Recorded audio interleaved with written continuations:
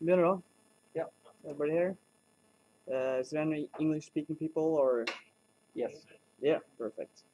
Then I'll have to remake the whole presentation. My name's Alexander. I work as a UX lead at TV2 at Sumo, and been working as a web designer, interactive art director, online art director, and so on for the past 13 years. And it's quite random that I ended up with this and didn't end up working at the game studio. I actually landed a job at EA when I was working in Denmark.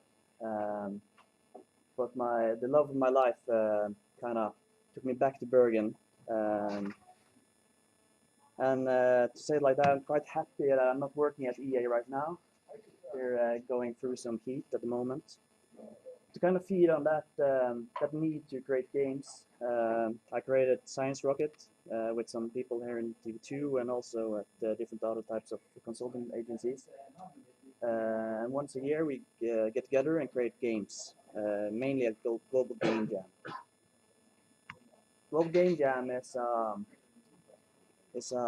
like a hackathon for people who like to create games. It's a place for professional game developers, but also for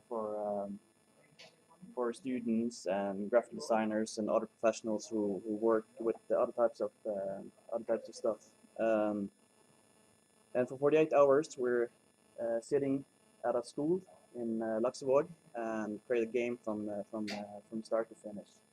This is a clip from the game that we created this year. It's not a competition. That's also why we say every year that we win.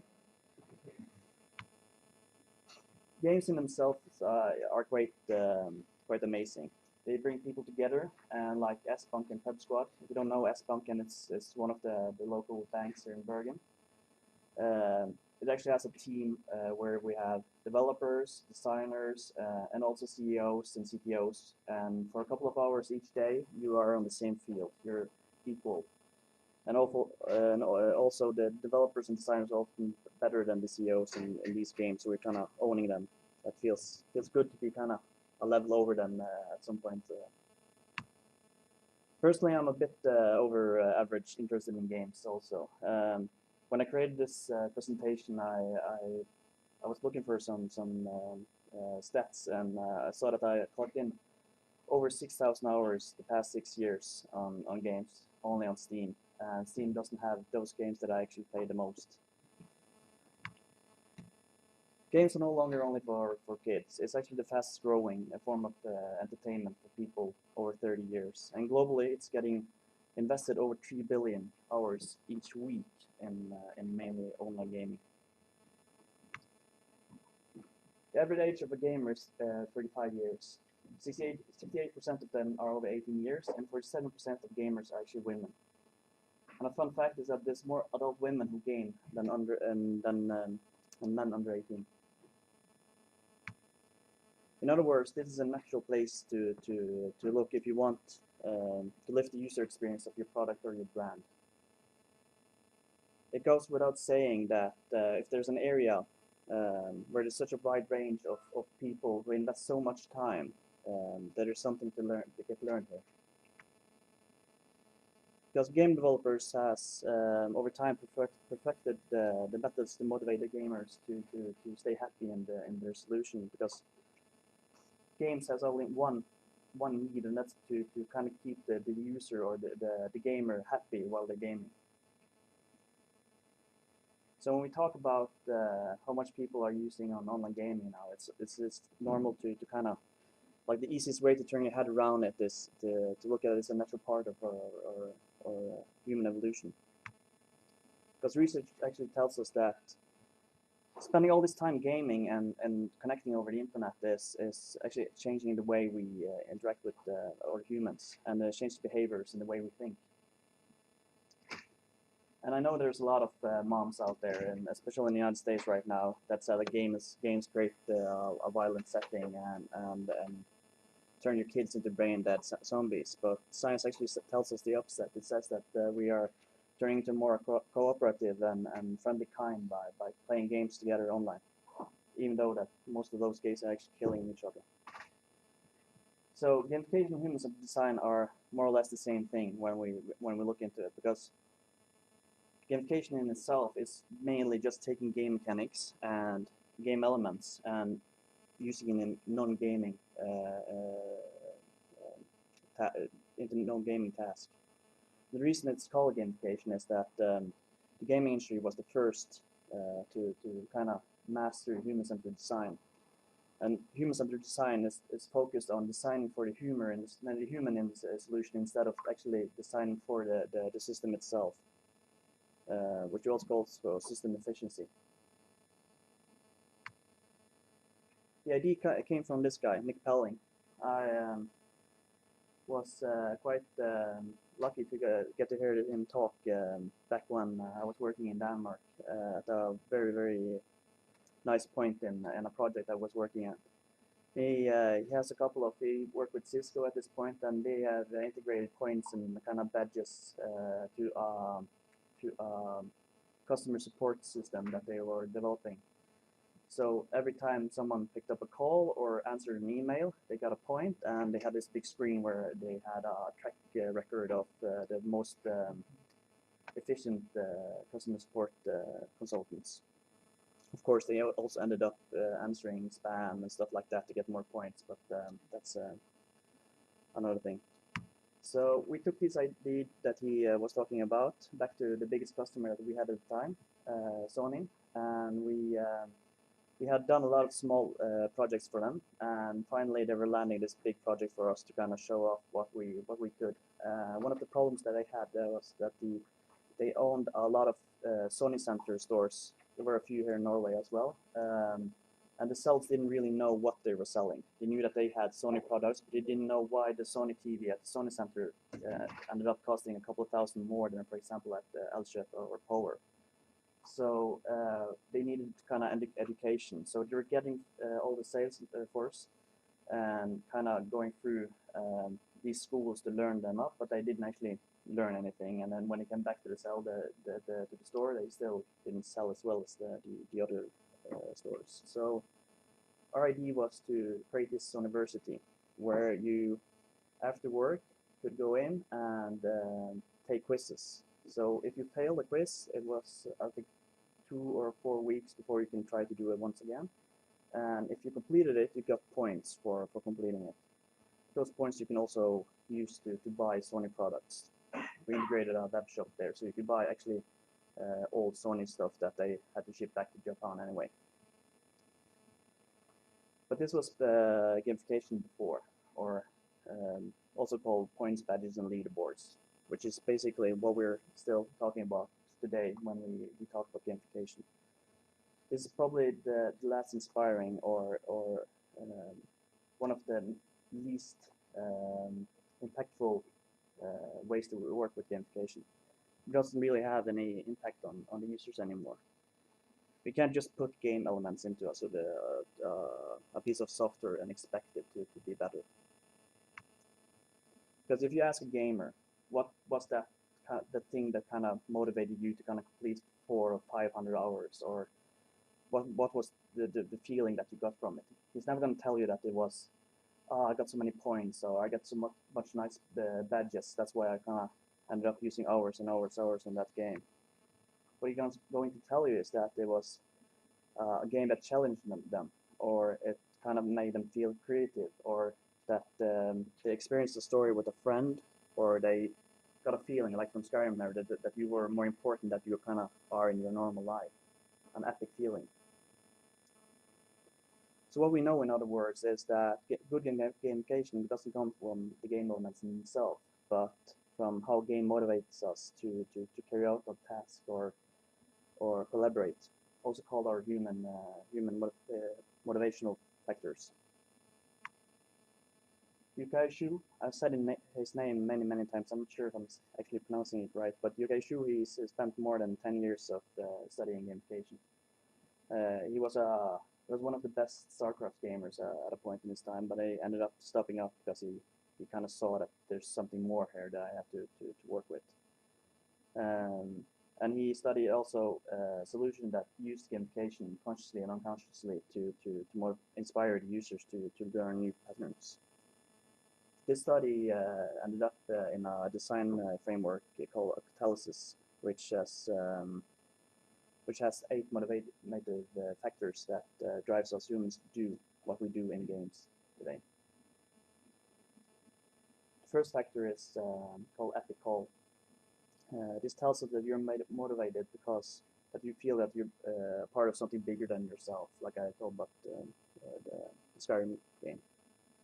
Let's see if we have sound there. I have a small video.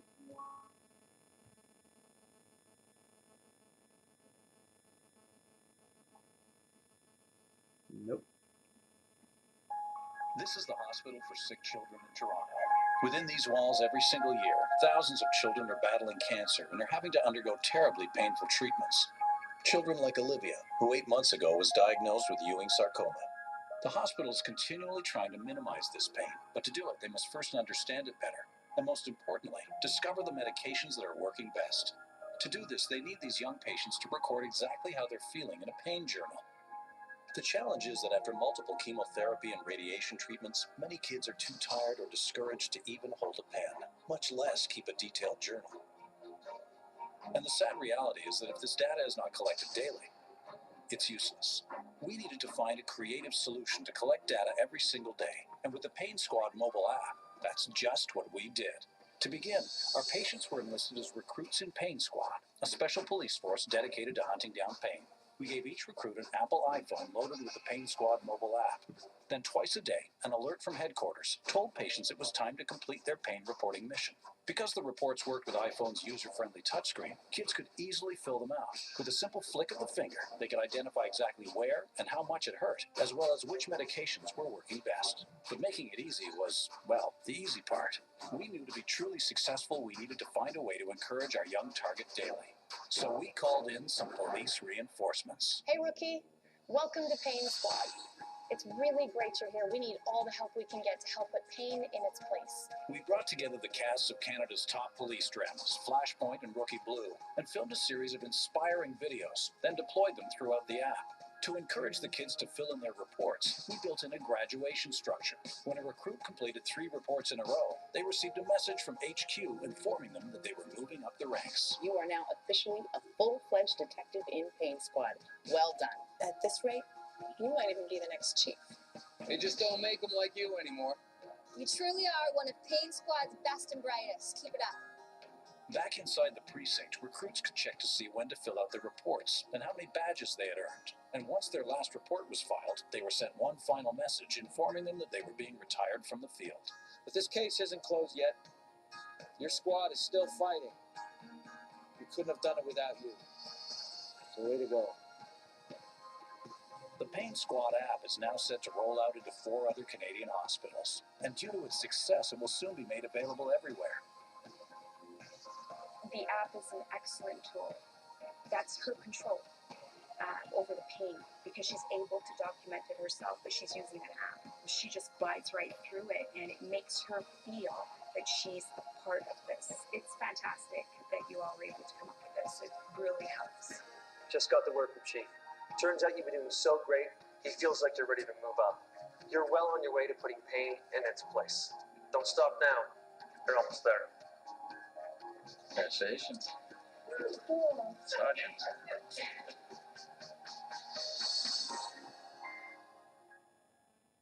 It's a nice way to kind of get in the information that you need. So what we're still doing here in Bergen is that the children has to kind of write on paper when they're feeling sick, and that's a lot to ask from a kid to kind of, oh, you're feeling bad right now. You have to write down where your pain is feeling. And so this is a nice way to kind of to change that experience. The second factor is development and achievement.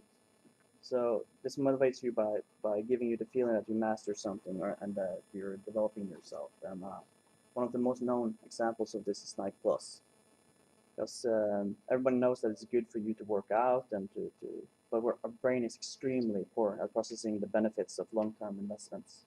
The same for saving up in a bank account, for example. You know that it's smart to kind of put that 1,000 or 2,000 crowns each month into a different bank account, but it's kind of hard to do because you still want to buy that new car or whatever. So by cheering you on, even though that your first run is maybe just 1 kilometer or 2 kilometers. It's still just trying to cheer you up and giving you a feedback on that you're doing good, your experience, something, what do you call it? You're developing yourself in a good way. The third factor is empowerment and of creativity and feedback. A bit like Lego, you're giving exactly what you need to kind of build something, but there are countless ways for you to kind of to use your creativity, and by feedback, adjusting it to make it perfect. And probably one of the best examples that I'm going to show today is Fold It. Fold It is a puzzle game, sandbox puzzle game, and but based on, instead of using puzzle pieces, they're using protein as your puzzle. Actually, this protein was been researched on for 15 years by the best researchers in the world. They gathered them together in the States to find out what type and how they can kind of combine this protein in cancer cells. And by uploading this protein as we know it and presented it as a puzzle for gamers, the problem was actually solved by a group of random gamers in just 10 days. So something that the best researchers in the world can do with their types of tools for 15 years, a group of gamers could do in 10 days. The fourth factor is ownership and possession. The factor says that because you own something, or you can do something, you're good at something, for example playing guitar or something else, you will protect it and it's easier for you to improve it. This is often what we do when we're talking about virtual currency or goods. When I was in middle school, we were giving these stones, and when we were kind of cracking them open, there were small pieces of gold or fake gold in them. And by doing so, and that testing on the subject, we were running out in the woods trying to find more stone to get more gold. It was kind of obsessing us. And someone who has done really good here, there's probably people here that has kids that have tried this out, is Dragon Box, which teaches kids to learn algebra and other stuff now, based on to kind of hiding the numbers and the symbols by using characters and graphic elements. And the idea here is just to clear the space, the game space, and let the dragon be in the middle, free from objects around it, to free it out. And I actually think that this is it's been put into the to Norwegian schools now as a part of the education. Social influence is the fifth factor. The motivation here lies here in the person does something based on what other does and what other says. And Opower is a good example of this. They had a problem in the States that a lot of people were using too much power, more than actually needed. Lights were on during the day and they were heating up during the night, even though they didn't need to. So Opower found out that the best solution to kind of make people use less power was to actually tell them what the neighbors were doing. So by saying that your neighbor was using less power than you, you will also end up using less power. And this actually worked quite well. So by sending out a report in the mail to these users, telling them you're using too much power, your neighbor is actually using much less, they end up saving $250 million the first year. Scarcity and patience, the sixth factor. This motivates us based on something that you want something just because you can't get it. For example, like candy at Christmas, your closet is filled up with candy for the Christmas holidays. You're not that interested in eating it. But when your closet is empty, or you have that one chocolate that you have to save at a special time, that's the time you actually want it the most. This is exactly what Kickstarter does, and Indiegogo. They're triggering users to sponsor projects by creating offerings that on a product that they can't have, at least not for now, or maybe not at all. Now there's only 5% left before the product reaches its goal, or there's only 5 units left before you get it. 5 products are available for this price. I'm not very proud, but I actually have probably 6 or 7 gadgets that I have founded through Kickstarter and Indiegogo that I will never get. based on these motivations. The seventh factor is unpredictable and curiosity. This is a factor that says because you don't know what's going to happen, that you always think about it. This is a factor that very often is used in gambling industry. But this is also the factor that kind of motivates us to complete a book or complete a game. Hastighetslotteriet or speed lottery is actually a good example also of unconscious gamification. This works like if you drive too fast, you will get a ticket. You'll take a picture of your car, and you will get a ticket and a fine, like you do on a normal speed camera. But if you drive normally or below the speed limit, you also will be taken a picture of, and you have the possibility to win the money that from the other speeders. Hi, I'm Kevin Richardson. I'm the winner of Volkswagen's Fun Theory Award. My idea was the speed camera lottery. Could we get people to obey the speed limit for fun?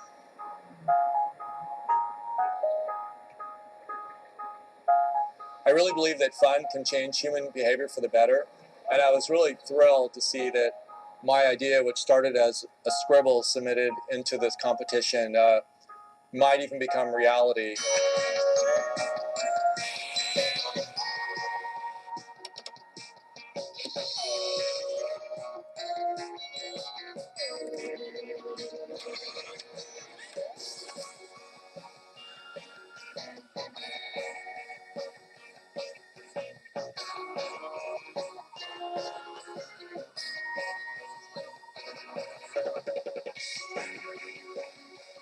The speed camera lottery would do two things. One, it would photograph speeders and give them a citation, and that money goes in a pot. But if you're obeying the law, your picture will also get snapped. You'll be entered into a lottery and win some of that money from those speeders.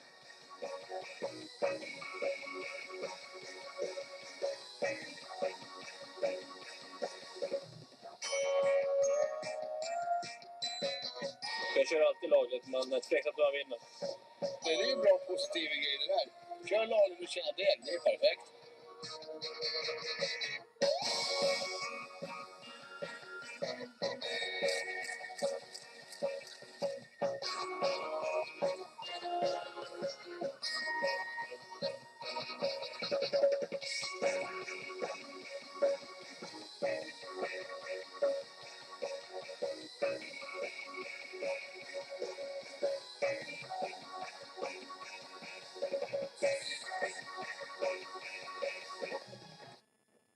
The last and eighth factor is the loss and avoidance. This one is all quite forward. You avoid doing something just because you don't want something bad to happen to you. So if you've been following, the first thing has been like positive, and the first four factors have been positive, and the last four factors are kind of moving into a dark hat and white hat. We also get motivated by bad things. We get motivated by good things. A very good example here is Zombies Run, that probably a few of you have proved out. And we talked about nightclubs that motivates you based on giving you these small, call it positive feedback from the app that you're doing good and that you're starting to get a hang of it. But Zombies Run is more into scaring you into to actually run by saying that there's zombies nearby, then using your headphones, they are falling right behind you, and also giving you quests to go places that you don't want to go in during the night. 5, we had a zombie attack last night, and we're low on everything. We need whatever you can find. Get going.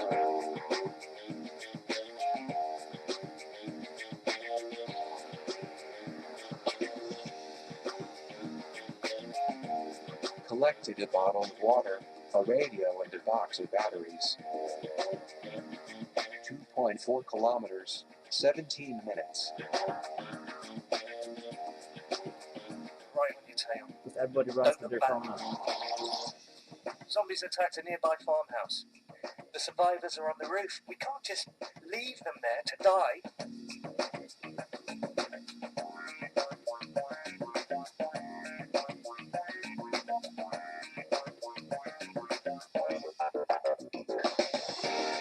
Something's going on at those labs. We need you to investigate. What you find could save lives, even can end the zombie plague. I'll have to go in alone. 5 kilometers, 29 minutes. Zombies detected. They spotted you. Run, 5.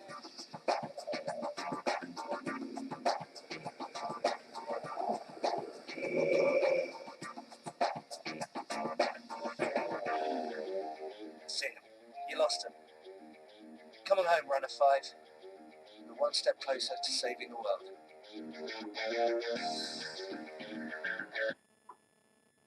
So gamification for me is a door to give the user experience a small edge that's more and more necessary to not only to push our users in the right direction through a boring process, but to kind of lift the standardized and boring user experience that we UX designers are responsible for.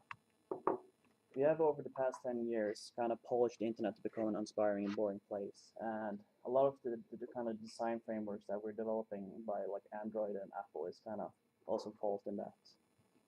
You've probably seen this, but this is more or less the template on how the internet looks today. When I got my first PC and AST, that a few years later got connected to the internet, way too early for me actually, but somewhere in between 200 and 300,000 pages were distributed over 16 million users. All pages were unique. There was no rules on what was right and what was wrong, but the internet was a truly magical place. I'm not saying that like the internet was a better place before, but it kind of the rules made it the internet a more magical and inspiring place to be.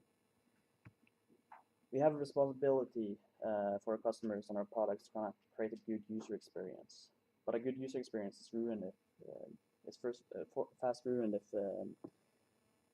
you don't kind of start to think completely new. We also do focused on the fact that the functionality should drive our software instead of kind of designing for the human in our piece of software.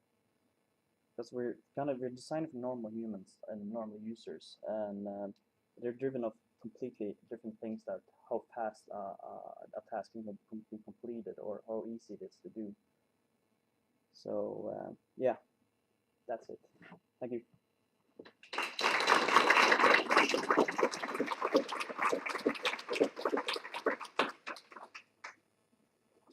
There's more than enough time for questions.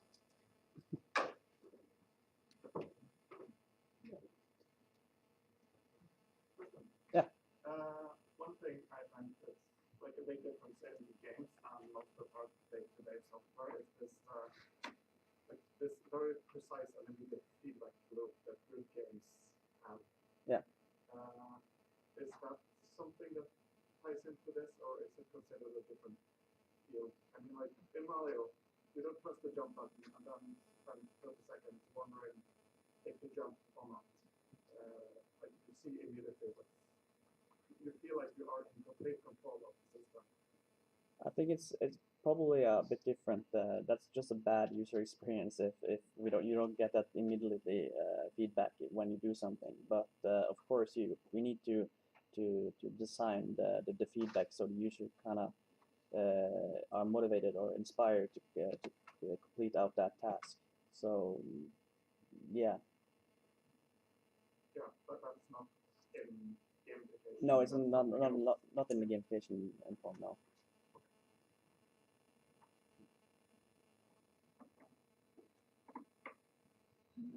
Yeah. Do you think this hastighetslottery thing would work without the prizes? I mean, you got this nice thumbs up and thumbs down and red and. I don't think you actually need to get money, but if you could get feedback in another form, I think Dr. Telsina wouldn't like it. But if we kind of made an online feedback, or that you got on a text message or some sort of a feedback on your phone that you've been driving quite good over the past time, that would be more than enough. But then you have to kind of track the users based on how their driving experience is, and something actually a lot of the insurance companies are doing now by installing the OBD2 meter into the car to reduce your price based on how good you drive. But I believe that's more than enough to kind of reduce the speed limit by giving you a thumbs up and also giving you feedback maybe in the end of the month saying that thank you for being a safe driver. We can see that you have reduced your speed and you're driving more carefully. It doesn't have to be money involved. But of course, money is quite a powerful way to inspire people to do something good. At least here in Norway, that money is not going to any good anyway, so yeah.